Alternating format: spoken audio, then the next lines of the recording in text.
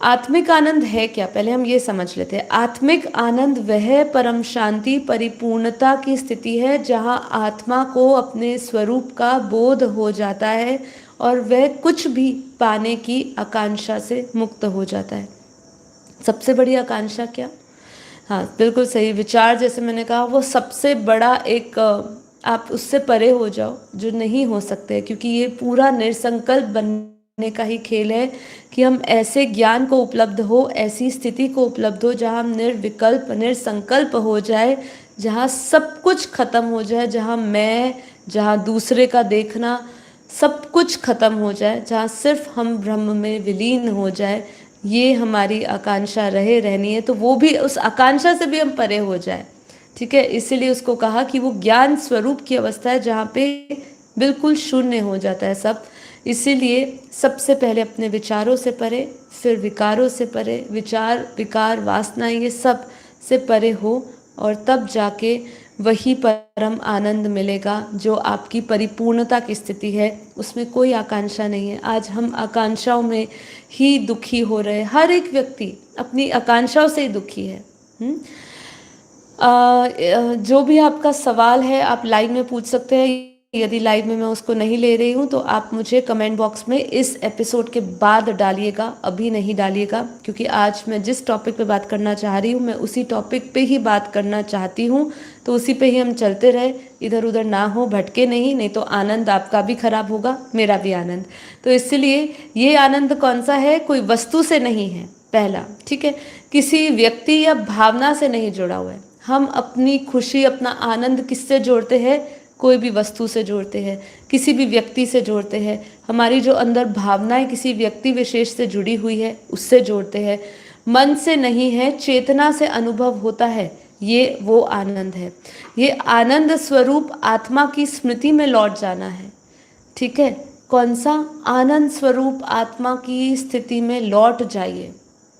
ठीक है, जितना उसमें आप लौटेंगे उतना ही आप अपने आप से जुड़ते जाएंगे। उपनिषद की दृष्टि से आत्मिक आनंद क्या है? आनंदमय कोश की बात की जाती है। आपने तैत्तिरीय उपनिषद में अगर पढ़ा हो तो अन्नमय कोश की बात होती है, प्राणमय कोश की बात होती है, मनोमय कोश की बात होती है, विज्ञानमय कोश की बात होती है, और फिर आनंदमय कोश की बात होती है। तो यहाँ अन्नमय कोश क्या है? हमारा भौतिक शरीर। प्राणमय कोश ऊर्जा, मनोमय कोश मन, और विज्ञानमय कोश बुद्धि, और आनंदमय कोश आत्मा का मूल आनंद है। जब साधक विचार विकार और वासनाओं से परे हो जाता है तब आनंदमय कोश प्रकट होता है। यही आत्मिक आनंद है। जो आत्मा के सबसे नजदीक का कोश जो है आनंदमय कोश, वो कब प्रकट होता है? जब आप विचार विकार वासनाओं से परे होते हो। इसीलिए कहा गया है जहाँ मन और वाणी नहीं पहुँच सकते वही परम आनंद पहुँच सकता है। जब आप परम शांति परम धाम में ढूंढते हैं, जब आपको परम धाम में परम शांति मिलती है, वहीं पर परम आनंद है और वहीं पर परम सुख है। इसलिए बापूजी ने भी अपने गाइडेड मेडिटेशन में और बहुत पहले वीडियो में भी यही बताया था कि 3 चीज़ों की प्राप्ति के लिए हम वाइब्रेशंस करें कि पूरे मल्टीवर्स में परम आनंद हो, परम सुख हो और परम शांति हो, क्योंकि ये जो है मन और वाणी से परे का अनुभव है।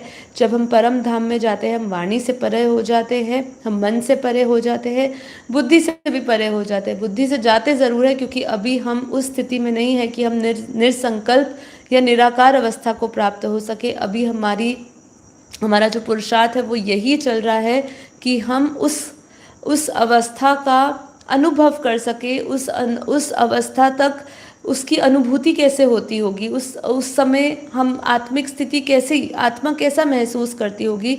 अभी हम सिर्फ अनुभव करने के बहुत नज़दीक कोशिश कर रहे हैं पर उस स्थिति में स्थित नहीं हो पाते हैं।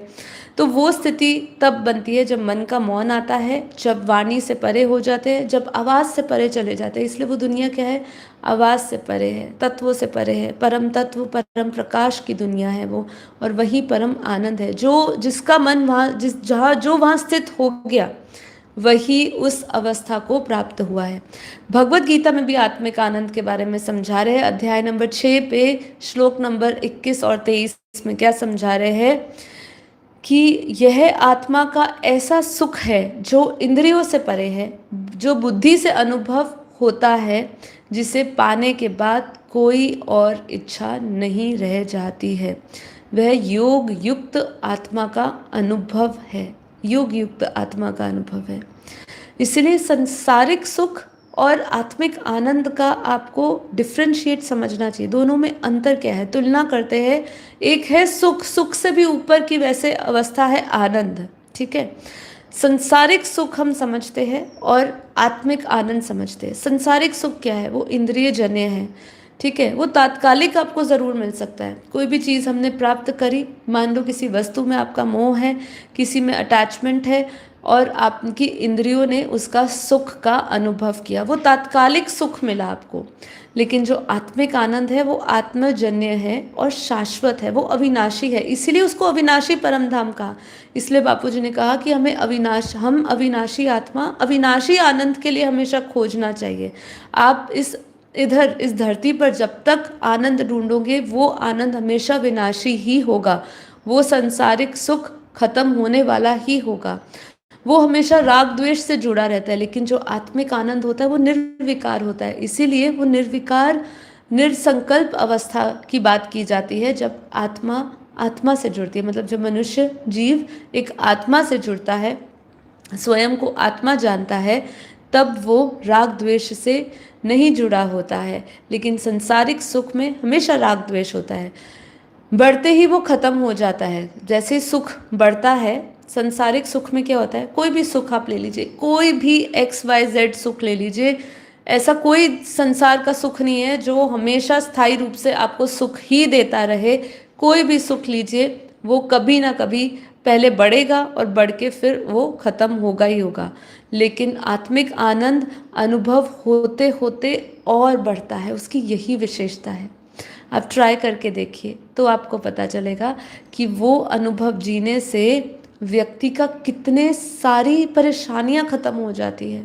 यहाँ पे मिलना हम सबका डेली क्या पर्पस है हमारा, परम शांति तो प्राप्त करनी है, परम शांति के वाइब्रेशंस तो फैलाने ही है, स्व परिवर्तन से विश्व परिवर्तन करना ही है। लेकिन सबसे बड़ी चीज़ के लिए, कौन सी चीज़ के लिए हम सब मिलते हैं, हम सब इसलिए मिलते हैं कि हमारा इस ज्ञान ने जो हमें आनंद दिया है ना, जो परम आनंद दिया है ना, वो बरकरार रहे, हमारी बुद्धि थोड़ी देर के लिए भी इस आनंद से छूटे नहीं, ठीक है जी। ये परमानेंट आनंद है और इसका अनुभव करते करते ये और बढ़ता है, इसकी डिग्री बढ़ती रहती है, क्योंकि हम अलग अलग डायमेंशंस में और चेतना के ऊपर स्तर पे पहुंचते हैं।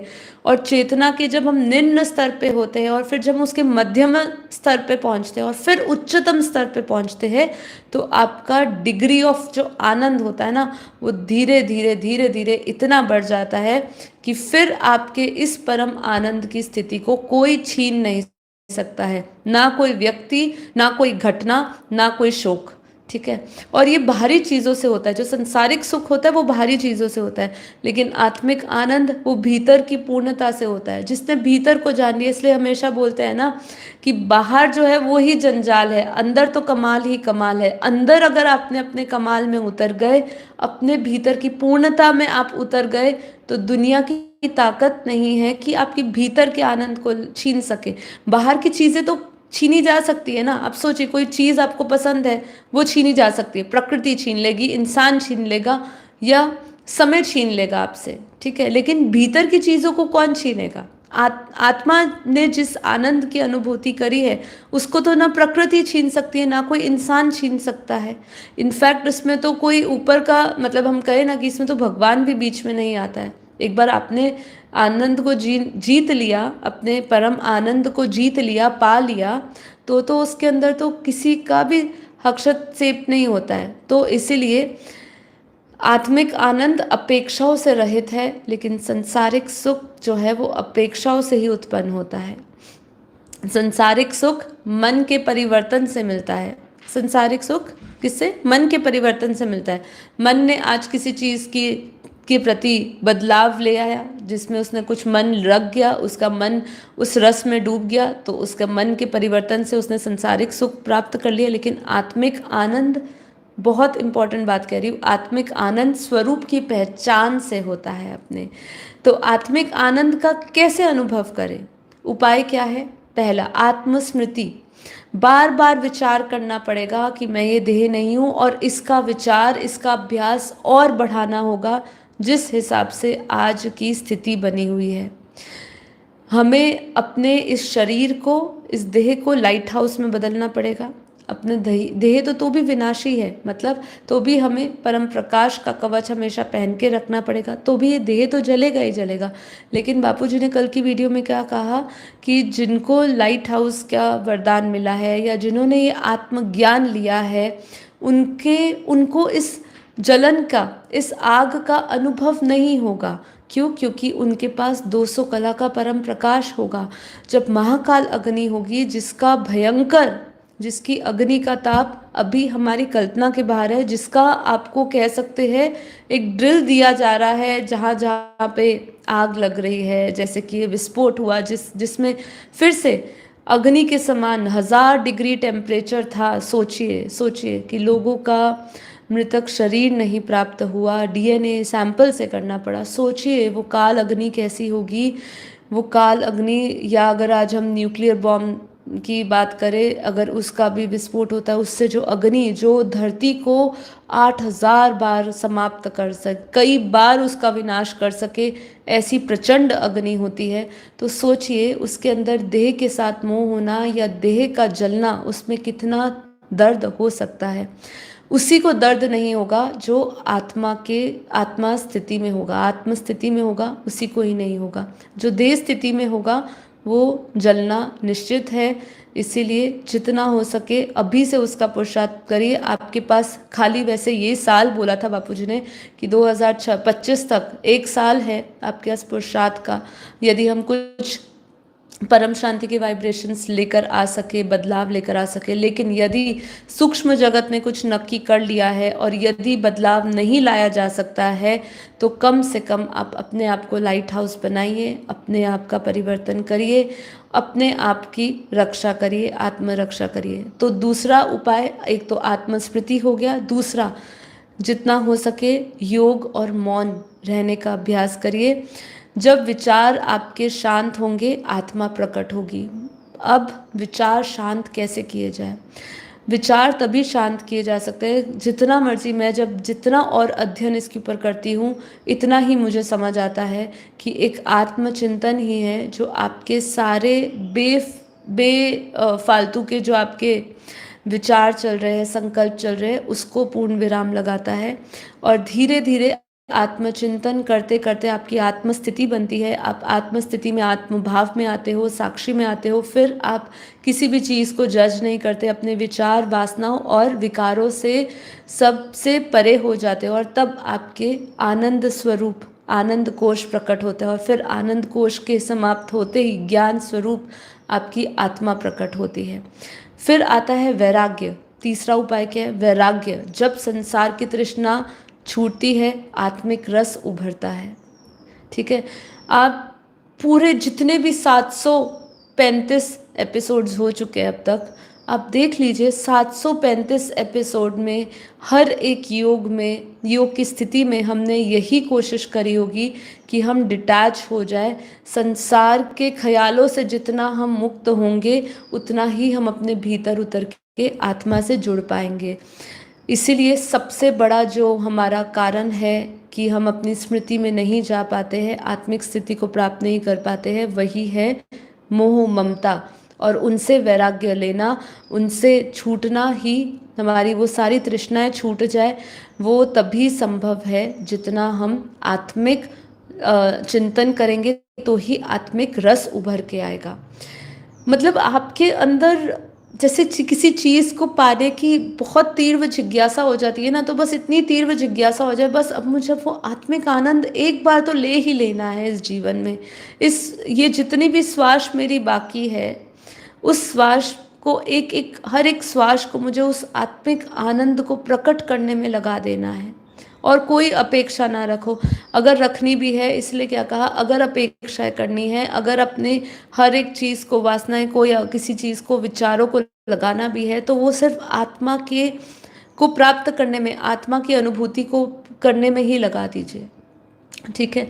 फिर आपका धीरे धीरे सब समाप्त हो जाएगा। सेवा और करुणा, जितनी सेवा करेंगे, ज्ञान दान महादान।